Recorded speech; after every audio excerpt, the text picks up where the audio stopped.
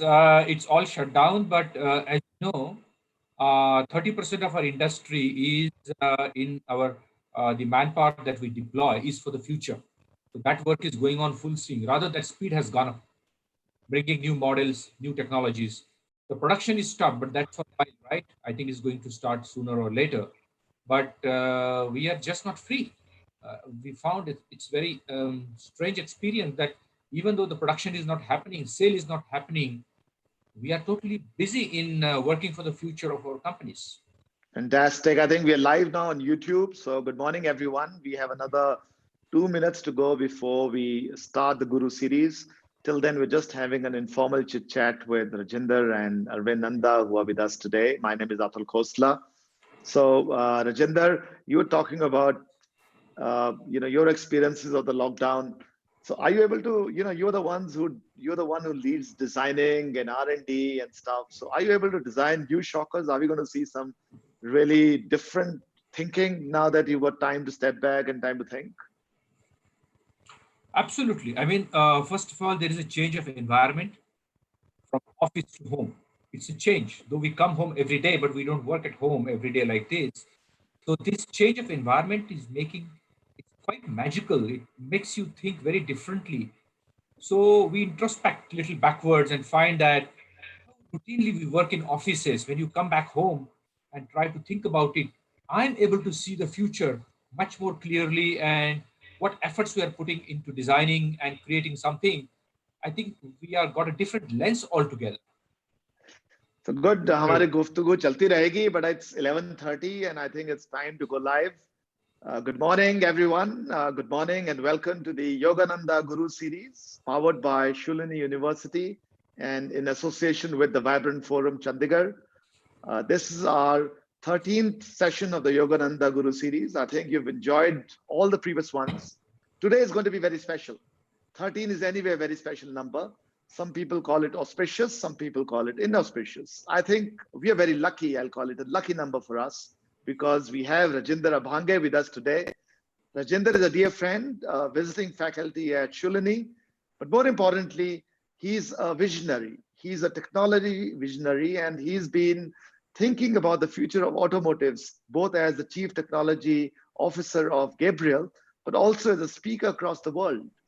He visits automotive factories, talks to automotive designers, talks to automotive researchers across the world, works with universities across the world on figuring out what are going to be the biggest and I would say, the most dramatic changes that are going to happen in automotive and car technologies going forward. So once again, welcome Rajendra to the Yogananda Guru series. We also have Arvind Nanda with us. Arvind, of course, being a dear friend of Shoolini, Director General with us. I would say more importantly, he's also been an ex-colleague of Rajendra Abhange. Rajendra, for some reason, we are not seeing you anymore. I hope you are there. Yes, you had, I think your camera got slightly, I think, shaded away. So once again, welcome participants. Welcome to this very fascinating discussion. My name is Atul Khosla. I am the founder and one of the founders and pro-vice chancellor of Shoolini University, located in Solan, Kasoli Hills, Himachal Pradesh. And over to you, Arvind, for this very fascinating discussion. Would love you to host Rajendra, and Rajendra, as a format, is going to speak for 35 minutes, and then we'll go into a Q&A. So please, everyone, ask questions to Rajendra. We're going to be on YouTube. You're going to be on Zoom. So ask your questions on any forum, and we are here to answer your questions. Over to you, Arvind. Over to you, Rajendra. Thank you, Atul, and very good morning to you all. I've known Rajendra Abhange now for almost 2 decades, and I remember it was in 2004 that he joined Anand Automotive, where I was also there. He had come from Bosch, Germany. He was in Germany working with Bosch for 3.5 years or so before he joined. And at that point of time, I was heading Anand Gabriel's engine bearing division business, and I had a privilege of working very closely with Rajendra Abhange on extremely exciting some of the projects that we did together successfully. One that comes to my mind related to dismantling and transfer of a running engine bearing manufacturing line from Dana Corporation's facility in Atlantic, USA to Parvanu in India. Rajendra Abhange, as you all, many of you know, is acknowledged as one of the authority, in fact, an expert on automotive engineering, design and innovation. He has conducted many multiple workshops teaching the automobile fraternity all over the world, globally, topics like suspension systems, artificial intelligence in automotives, and these workshops he's conducted all over, like in Germany, US. So he's invited uh, repeatedly to join and add value to such workshops. So apart from his credentials as an expert in automotives, I must also share with you that he's been a great personal investment advisor to me. All the little investments, a few of them that I made are only because of him, and they've gone back. Yes, Virendra, thank you for that. And I don't even pay him anything. The best part is that I don't know consulting fee. But so thank you so much. I've learned a lot from you, and I hope to continue learning from you. Uh, I now request and invite you, Rajendra, to share your fascinating journey, both personal as well as professional, specifically touching upon the disruptive trends that we are likely to witness in the near future. Over to you, Rajendra. Thank you, all of you. Thank you, Atul. Thank you, Arvind. Thank you, Shoolini. Wonderful opportunity for me to interact with such rich and knowledgeable audience. Arvind, am I audible? Yes, you are. A little could be a little Okay. loud. Yeah. Now is it okay? Yes. Okay. So Arvind, as rightfully has said, of course, Atul and Arvind, both of them I know now for over a decade, surely, and they have given a introduction of me. So thank you, both of you. But let me tell you, the audience and the people who are on this call, that both of them have a little nasty habit of over specifying when it comes to introducing someone else. So whatever good words they have used, please take it with a pinch of salt. I'm a very ordinary person like anybody else. It's just by chance that I have been able to uh, uh, learn something little different and get into the spaces which otherwise people won't get chance. And I always take this opportunity to interact with people all over the world and share my little knowledge. And this is one of the window that has been given by Shoolini is a chance for me. I treat it as a wonderful opportunity. So now coming to the presentation part, uh, this is a very complex challenge today for me. I have been speaking, but most of my speeches and my interactions are with a audience which is very specific and which is very selective. So this audience comes from probably all walks of life. And for me, it would be a tough challenge to keep all of you glued to your computer screens when I'm talking about automobiles in general, and also have a challenge to make it enjoyable and not make it boring, you know. So I've been thinking last night how to do it. So my kitty of presentation is quite exhaustive. I have not been able to trim it so much. So as I go through the presentations, I will probably skip some of the slides, just show it and move it on, because that could be something which is too much in depth and may not be of interest to most of you. However, I will try to link the technology with humanity, technology with comfort, technology with the perception as a customer. That's what I will try to do in this short interaction. Now, let me begin with my the agenda for the day. So I will just share my screen and just confirm to me if that is visible.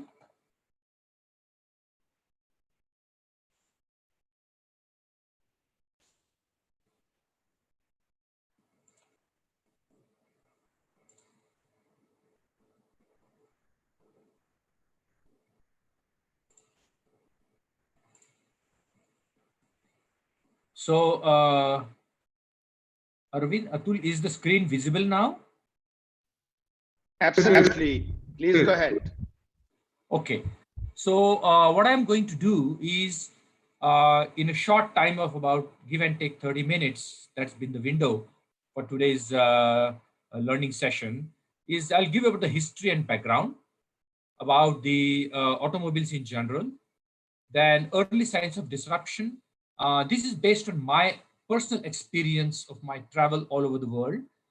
And you won't find much of the information in the net. Then the technology trends I'm going to share, followed by the challenges that the industry is facing, and finally the automobile of the future.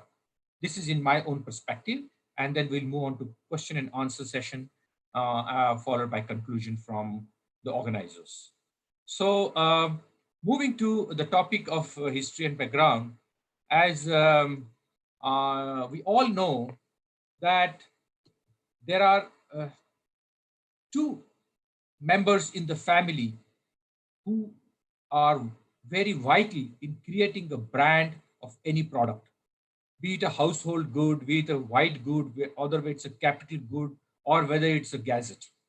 So as I remember in the childhood times, when probably when we were children or the next generation as well, the children were quite attracted to the automobiles. For them, automobiles was everything. And as I remember, my brother's children, some of them, they used to know car models by heart at the age of 6, 7, 8. You know, that's the age where they really start picking up things very fast. That's because the children were very passionate about the automobiles. It was something for them as an aspirational value, not just a piece of steel to take you from point A to point B. But subsequently, things are changing as I'm observing after the arrival of the smartphones. People are probably have reduced that blue chipness of automobiles is slowly going down. It's becoming more of a commodity and more of a something that is use and throw kind of a thing, which is already in America like that. They don't treat automobile any longer as a precious piece of metal. They just consider for using it and throwing it in 4 or 5 years. But these iPhones and these new gadgets or the smartphones in general, every child is now getting attracted more towards these smart gadgets, and rightfully so, because they are bringing more value. Their value to the cost relationship is continuously increasing in those kinds of devices, which is where the car industry is falling behind. So this is how I would like to give my perspective about the automobiles of today. And with this small ice-breaking thing, I would like to move to the presentation. So I will start with the history and background. So usually I start with something that is inspirational, and I keep on changing these inspirational thoughts that humanity's greatest advances are not in its discoveries, but how those discoveries are applied to reduce the inequality. That's a great thought. I feel very energized when I read this sentence from Bill Gates. He spoke about it in the Harvard Alumni Association in 2007. I'm a great fan of Bill Gates, and I always pray God that had this planet had more Bill Gates, say 100 Bill Gates, this earth would be a very different place to live in. Okay, so the second point is that never ever underestimate the power of technology. Here are some sentences which I read out. Not you, but even a child will laugh at it. For example, heavier than air flying machines are impossible. Just 120 years ago, who has said? Lord Kelvin, the president of Royal Society. Anyone who expects a source of power from transformation of these items is talking like a moonshire. None other than Ernst Rutherford, the father of atomic theory. He spoke about these words. One day there will be a telephone in every major city of America, so on and so forth. And all these sentences is a big laugh if somebody reads this today. So when we speak about technology, and I'm going to talk about something of the future, never ever think that these things are not going to happen. Rather, they will happen sooner than the later. So here's a picture. I don't want to explain you all of them, these things, because most of the things you have used in your lifetime, some point of time. These are all gadgets which have disappeared. I think they are not even in the museums. I don't think there is any museum where you can see these things. Now, these gadgets have, not that these gadgets were useless. They have given the service to all of us, and they have given their dues as well, the worth of the money, but they have vanished. And here is a list of gadgets, services, which might not exist anymore. Way forward, checkbooks, IC engines, cars sold in the outlets, with dealerships, people driving cars, drivers, cigarettes, remote controls, and so on and so forth. All these things are on the verge of extinction in the next few years. These are all waiting in the queue. Now, the big question is why products get obsolete. So I have a theory to it. You may not find this a straightforward answer. If you ask 10 different people, they will talk about 10 different answers to this, but I have an answer to this, which is my own answer with my own little research. Now, what happens that most of the time, the products are unable to provide something called as attractiveness. Anything that you buy from the market, it has to have attractiveness inbuilt into it. And in economic terms, we call it as a cost-value relationship. Now, when this cost-value relationship erodes or reduces, the product gets obsolete, or product's future becomes very grim, very difficult to predict. And there are two theories. So one theory is called as a Moore's model, and the second is the Metcalfe's model. Now, what Moore says is that if your products have to survive in the market, you have to linearly improve the performance while linearly reducing the cost. Is absolutely against the principles of manufacturing, the principles of any economic model.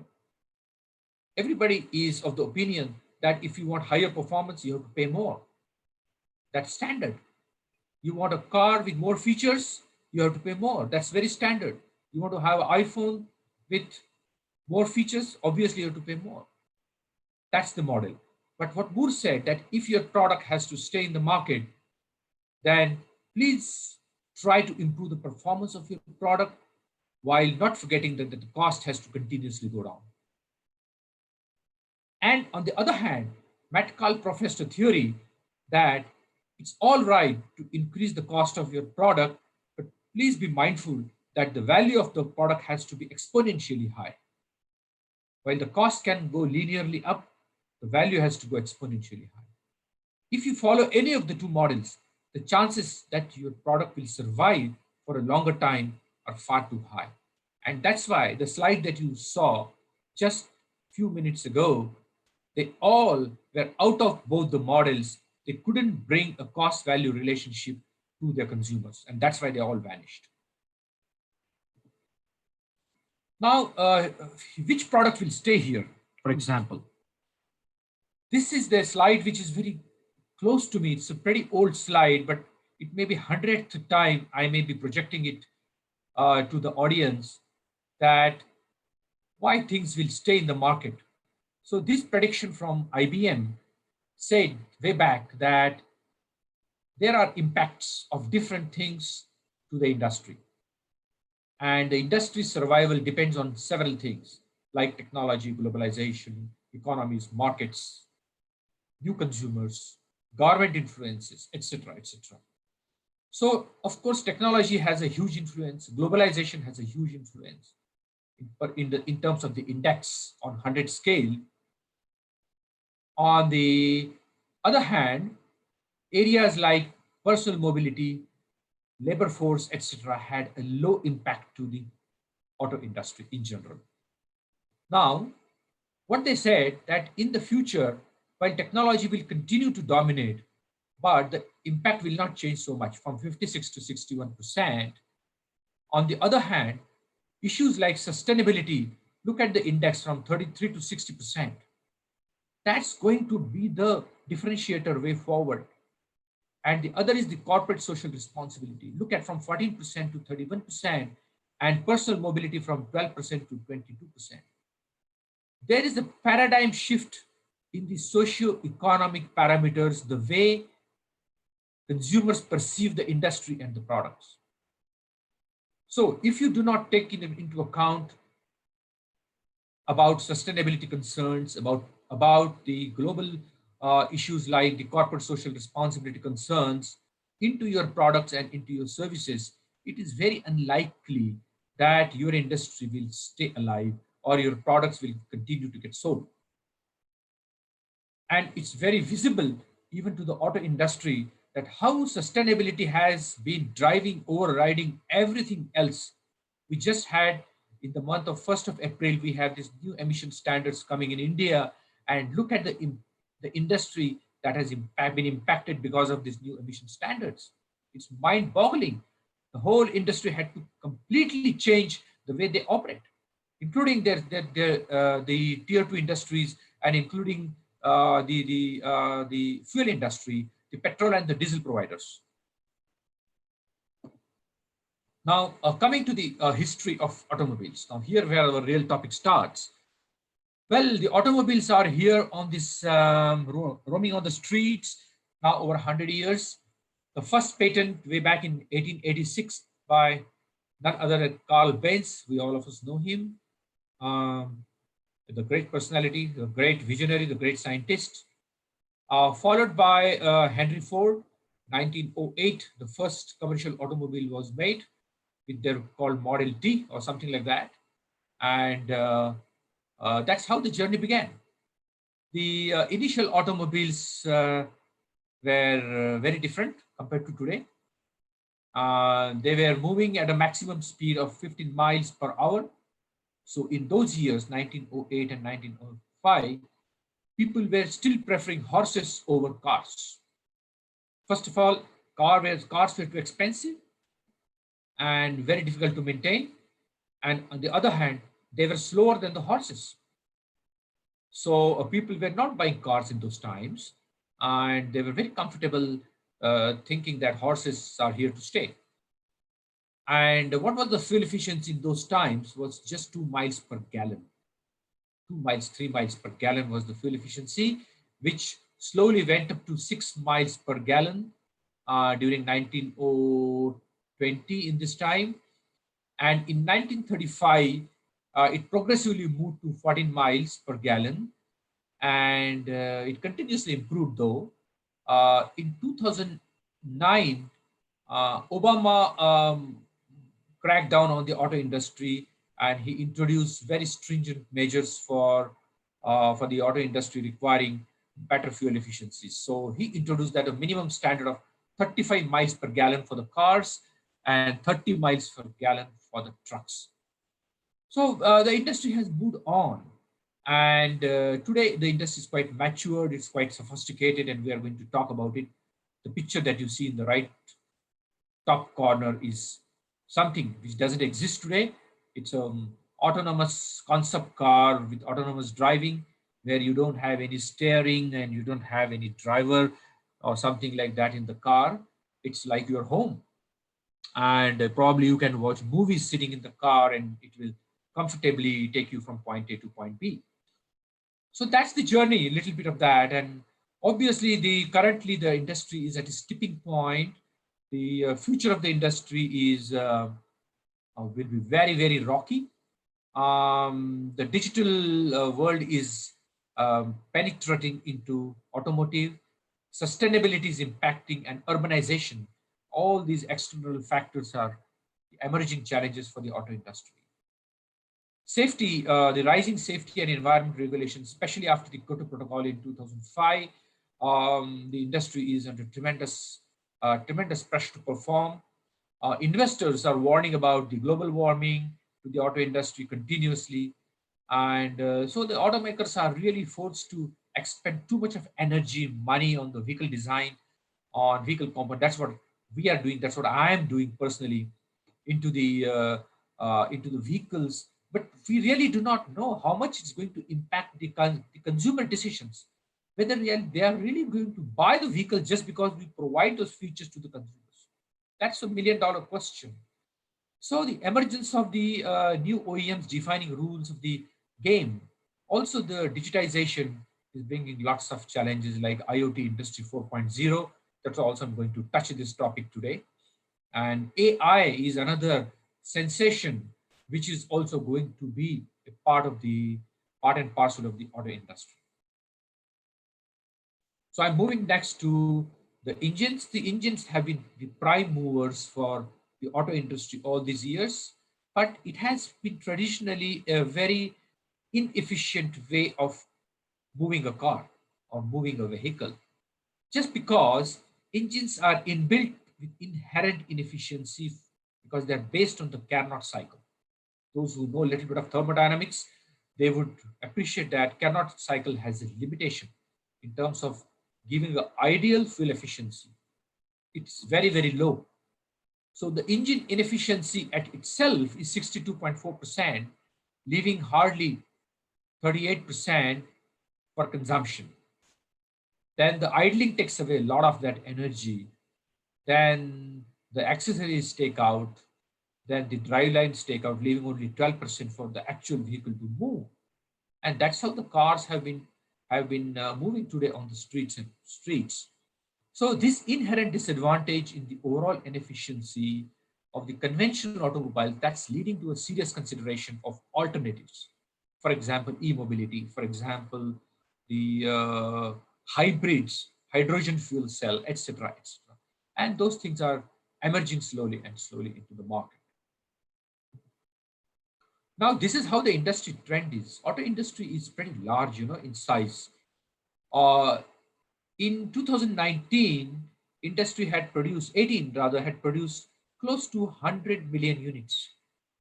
Cars being the world's largest auto industry, followed by the trucks, and two-wheelers are, of course, they are concentrated in very small part of the world, namely China, Southeast Asia, and India. That production is currently close to 45 million, which is not included here. And that industry is very concentrated, and it is very local. So not much of activity is happening in the two-wheeler industry, and not much of information is available on the two-wheeler. Though it is very strong in India, needless to say that India sells about 24 million scooters and motorcycles. That's quite a large number. So on the global automotive from revenue perspective, the total industry size is $5 trillion.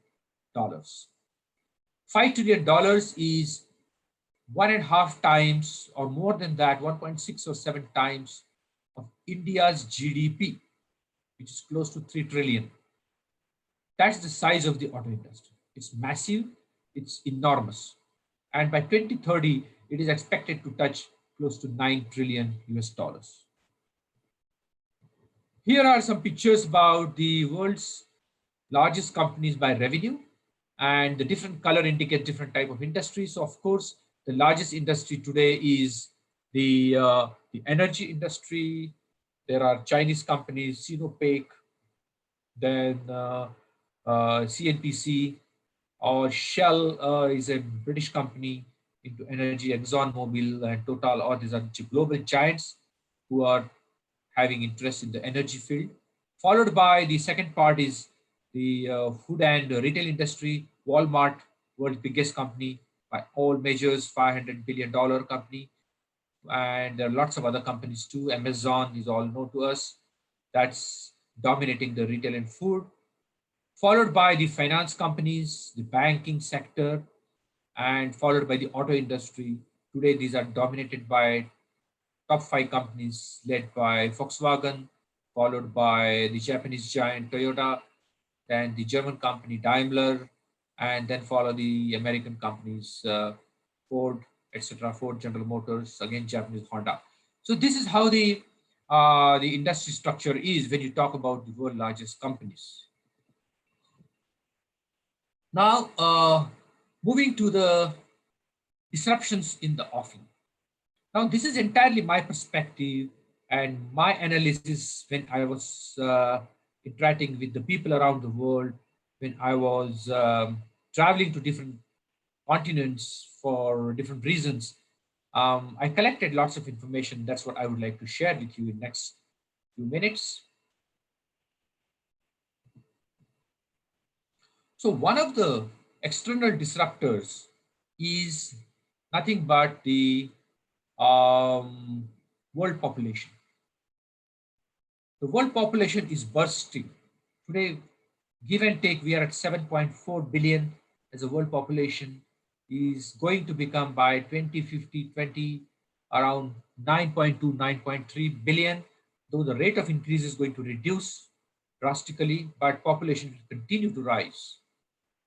This is one of the external disruptors, which clearly means the consumption of the planet is going to go up surely. Not just automobiles, everything else. The second is theoretical prediction for the auto industry. In 1990, the world production was 48 million, as you can see here. Slowly rose to 2017 to 94 million.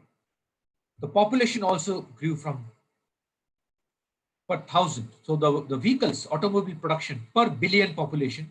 So 9 million vehicles per billion population. The world had that time population of 5.3 billion.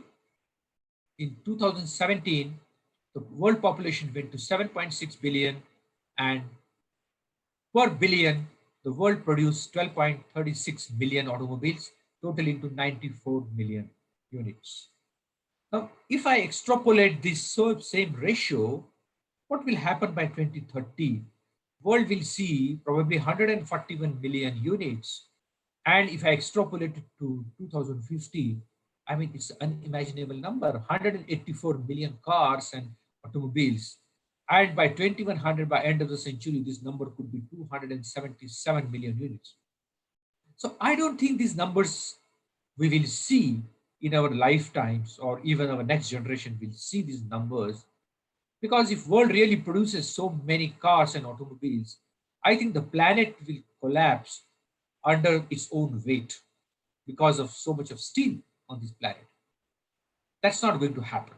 My sincere view is the tipping point for the industry is somewhere around 130, 140 million units. And we will have alternate means to commute.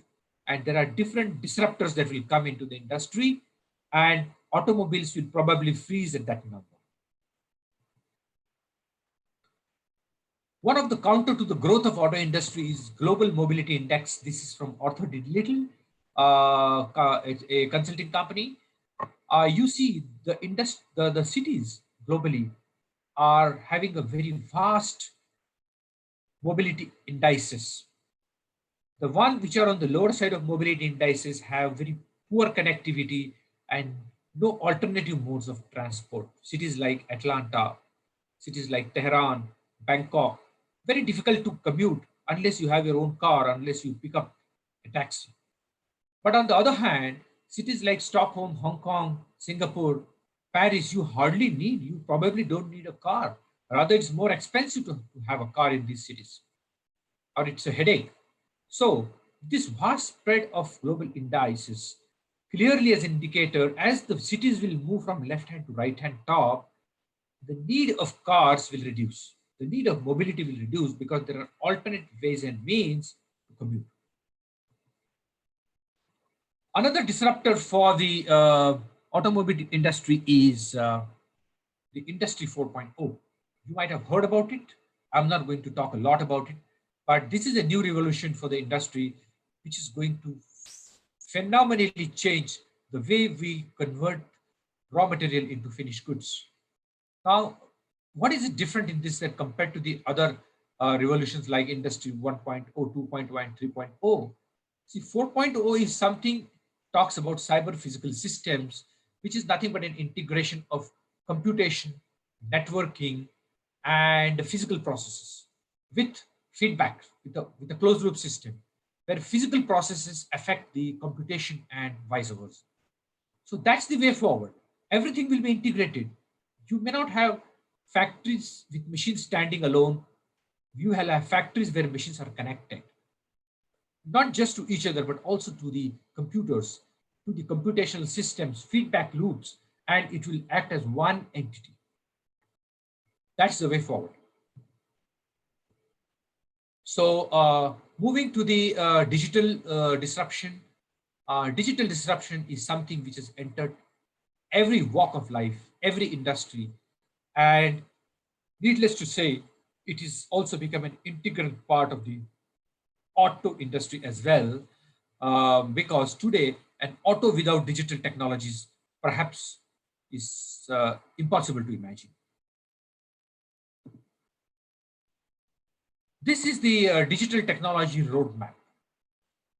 There are lots of things which are already available for us, which are something called as the new inventions, like mobiles or the smartphones. They have already outnumbered the entire population of this planet. Things like life logging, cryptocurrency, augmented reality, crime prevention algorithms are all is a reality of life today because of digital technologies. What's likely to happen in the near future? Sooner than later, like there could be cyber attacks on cities, like power cuts because of the cyber attacks. Lip reading CCTVs, IoT devices will exceed 50 billion. Battery-free wireless charging, it's already getting into reality. Rather, it's almost a reality. Then autonomous vehicle taxi fleets. All taxis which are run today, Uber, Olas, they will be, Tesla is working and Uber is working on driverless cars where they don't need to have drivers. Such a scary thought.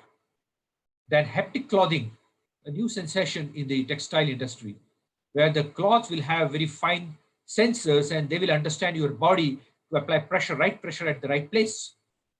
What an amazing concept. Insect-sized surveillance robots, holographic data storage. Holographic data storage, if it happens, for example, for example, this is going to replace the magnetic and the optical data storage systems where there are the individual bits on the surface. The holographic data is capable of the multiple images in the same area, utilizing light at different angles. So in the same area, in layers, you can store information.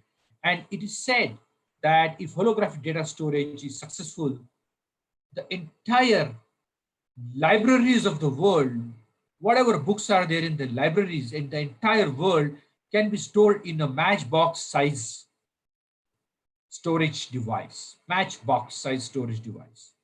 That's the power of the holographic data storage. Then moving on, there are lots of things, AI in drone to drone combat, smart dust sensor networking, etc., etc. And possibly in the future, there will be, cities will mostly ban human drivers in order to have the safety.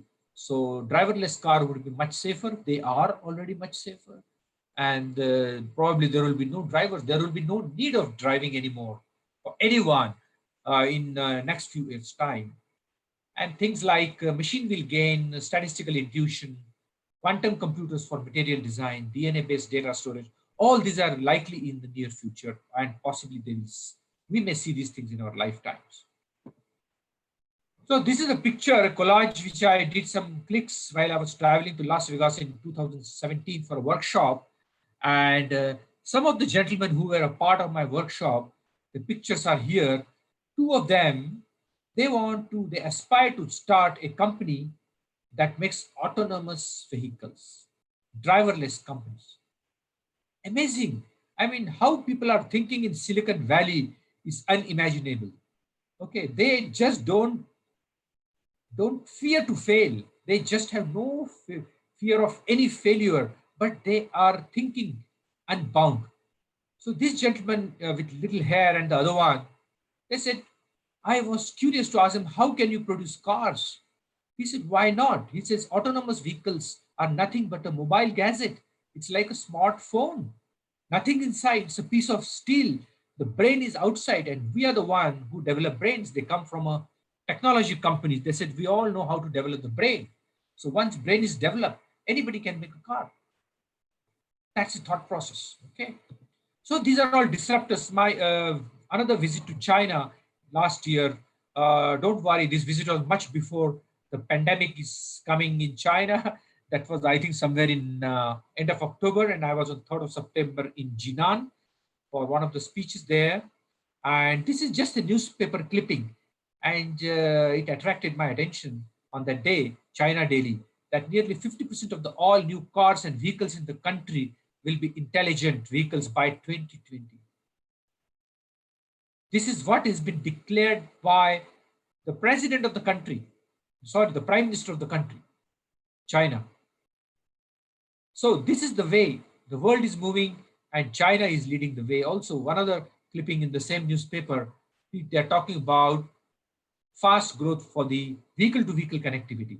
This actual picture, they have created a park where they are developing vehicle-to-vehicle connectivity, not just vehicle-to-vehicle, vehicle to ships, ships to aircrafts, and aircraft to vehicle.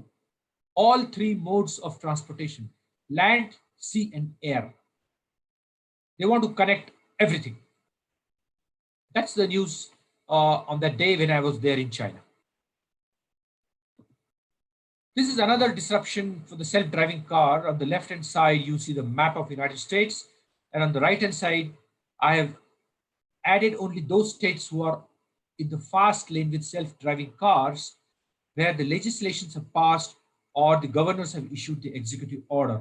For example, in Arizona, the government has already issued an executive order, and states like California, states like Nevada, and states like Michigan have already passed the legislation. This is a picture of the participants of the speakers at one of the conference on system safety in the United States in Ann Arbor. And the guy who you see above me here, about on the right top corner, is Brian Soblet. He's the Deputy Director of Chief Counsel of and Director of Motor Vehicles, California, USA. I had the pleasure of talking to him in this conference when we were all together. And he's told me that he's putting his most of the time in architecting the legal framework for the self-driving cars. And incidentally, I got a LinkedIn message from him last night when I just wished him. Look at the LinkedIn message on the left bottom. Brian's reply last night at 8 p.m. India time. He says, Rajendra, I do remember the conference. I'm still involved in California's autonomous vehicle activities. We recently issued our first permit for a driverless delivery vehicle to Neuro. The first permit is already issued, which means it is legal to drive an autonomous car in California for a delivery vehicle. Of course, there will be restrictions to start with. But now the first permit is given, a legal permit is given. That is what he told me yesterday. So world is really moving in a fast pace as far as the disruption is happening. All this I was presenting to you about the disruption. And this is one picture which is very close to my heart, is from a company called Strati. What is the beauty of this car? This is a 3D printed car.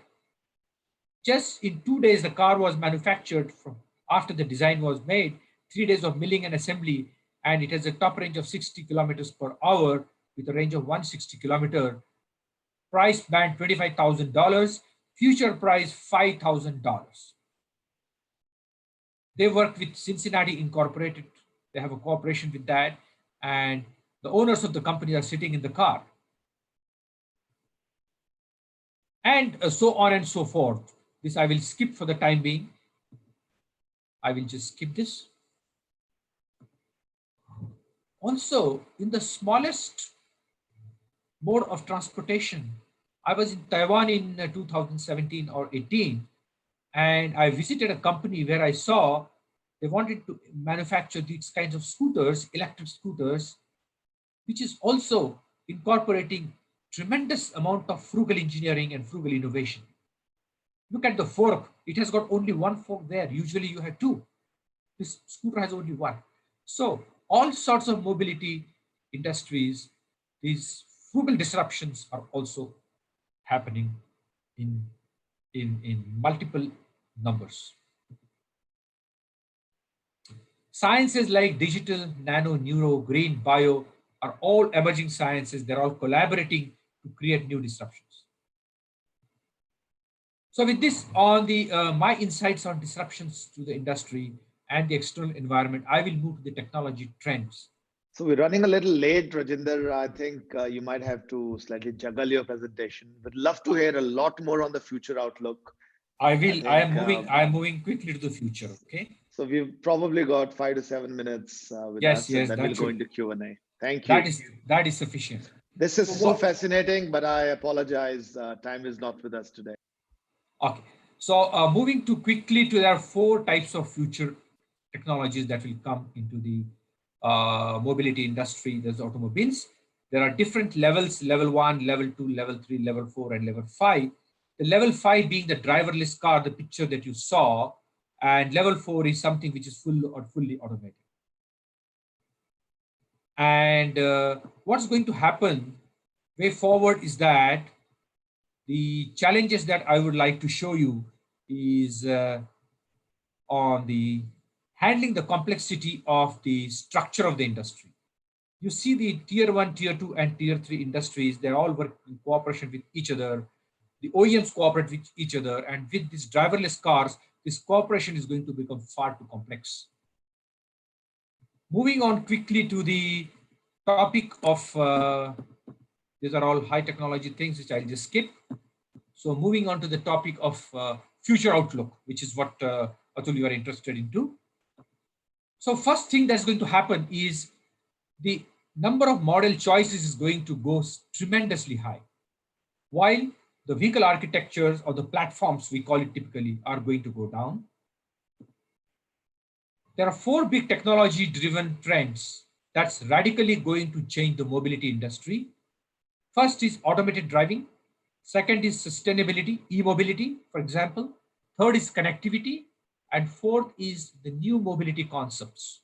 That's what are going to come up. When you talk about new mobility concept, that means people would probably not own the vehicle, but they will share the vehicle, they will hire the vehicle. And different kinds of mobility solutions will be available. So these are 4 big technology driving trends. The roadmap for the future is that definitely fuel efficiency is on the forefront of the auto industry. Second is the predictive vehicle technologies are really going to come very fast. Then self-driving technologies is going to be the reality, and car as a service, that is in technology terms, that is you do not own a car, but you just use a car. It's called as CAS as a concept. So this is the future trend. And I would say that by 2025 to 2035, the fourth feature will become a way of life for most of us. So this is the car of the future. And there are only 2 ultimate goals for the mobility industry. One is zero accident, and the second is zero emission. That's it. And I would like to end my presentation with this video clip, which I did sitting in the car, the one which I was traveling in Netherlands. Self-driving. Just watch this. This is a rear view? Yes. And so now it's cruise control and auto steer. So it will follow the road. And it will stop if they stop. Now it's going to take the speed of that car. And also the steering control. You don't have to. Yeah, now it's self-driving. Here it's only 50, so now it goes to 50. So what is your work now? Talking. Good question. I'm like a pilot, in the plane, but now just to make sure everything goes fine.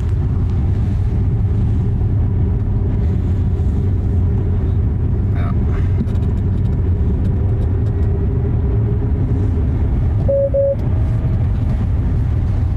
Now I have to hold the steering wheel. Why? It wants to know if I'm in the car. Oh. You see, it will follow the...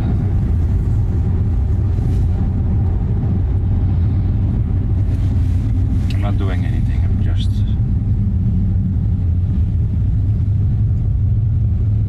Braking? Also automatic? Yeah. You see, it stops. Now it will move. I'm not sure here if it will take the corner. Oh yeah, it does, but I will take off. Just to make sure. Mostly I use it for if I go straight, Right. And if the corners are not like this is Too sharp. maybe too, yeah, I can try, but... But what it will stop, I think. It won't hit something. No, it won't hit anything. It will stop before it crashes. I hope so. Okay, so that was an interesting video which I just clicked from my mobile phone while I was on business in Netherlands. And look at this autonomous, semi-autonomous driving car. What a fantastic machine it is. So, ladies and gentlemen, thank you for this. Thank you for this wonderful opportunity. I really enjoyed being with you. I would like to say that stay safe and stay healthy at homes. Thank you, Arvind, and thank you, Atul. Thank you, Rajendra. This is absolutely fascinating. I'll request you to stop the share of your screen so that we can see you fully on the screen. We love to do that, but I mean, I'm getting goose pimples looking at it. It's already happening. We look at and we hear about autonomous cars. It's already happening. Wow, never knew it's already there with Tesla. A couple of questions that came to my mind or are coming to my mind, and I think lots of our panelists are asking this question, and the participants are asking this question. That's about India. They're saying Indian roads are not susceptible to driverless cars. What's your opinion about that? Do you think technology will become good enough that even on Indian roads you can have driverless cars? What's going to happen to the drivers? What's going to happen to employment? Well, you see, the employment is surely going to vanish. There is no doubt about it. But just remember where the clerks in the banks have gone. 25 years back, banks had so many clerical staff. Where it has gone. We are not a country with a lot of unemployment today, but those employments have gone. Where are the typewriters gone? So all those things will go. They will find different ways and means to engage themselves. And coming to the first question, whether driverless cars are going to become a reality in India, my answer is yes, and it's firm, bold yes, because I have experienced driverless cars myself, and the way this machine works, the way the responsiveness of this automobile is so fantastic. Humans cannot match the responsiveness of driverless cars. Let me tell you that. So you're saying very soon I don't need my driver, I'll have a driverless car. Well, I'm not sure that's good or bad, but would love to at least sit in one. So I think it's time to go to the Silicon Valley. Arvind, let's plan a trip. There's another question which someone is asking, which is actually two of them, and I'm going to sort of ask these questions together. Rajendra, to you. What about flying cars? In science fiction movies, we keep hearing about flying cars. Is that something happening anytime soon? Not soon. There is a company called Terrafugia who is working on flying cars. The challenge with the flying cars is that it cannot be a mode of mass transportation in the current situation because it's not an economic way of transportation. Ultimately, when electric cars and driverless cars we're all talking about, they will be phenomenally economical. The cost of moving in these cars per kilometer is so low, it's so low that affordability is no question, is undoubtedly going to be the most economical way of traveling. So while, yes, there are people, there are companies who are working on flying cars, but if something flies, that it won't be a car anymore, it could be an aircraft. So I what had after autonomous cars? Before that, sorry. So what after autonomous cars is the question coming up. After this, to you, Arvind. okay. Yeah, Atul, can you repeat the question? So you're talking about autonomous cars. What after autonomous cars? What's the future after that? I tend to believe that the science will go to this to a level of virtual reality so much that there would be really no need for us to travel. That's the ultimate. So I remember, Star Trek, when we were growing up, these guys could Time transfer machine. well, it's so different from the time machine. They could, they could atomize themselves and make themselves present wherever they wanted. Probably, Yeah. I think you should start a company on that one, Rajendra. I think that'd be great. I want to have it during my lifetime. There is something called as haptic technology. Haptic technology is exactly the same thing. Like, I cannot shake hands with you sitting here because the physical shaking hands has got a feel inbuilt into it. I can only see you. But with the haptic technology, that gap is eliminated. Wow.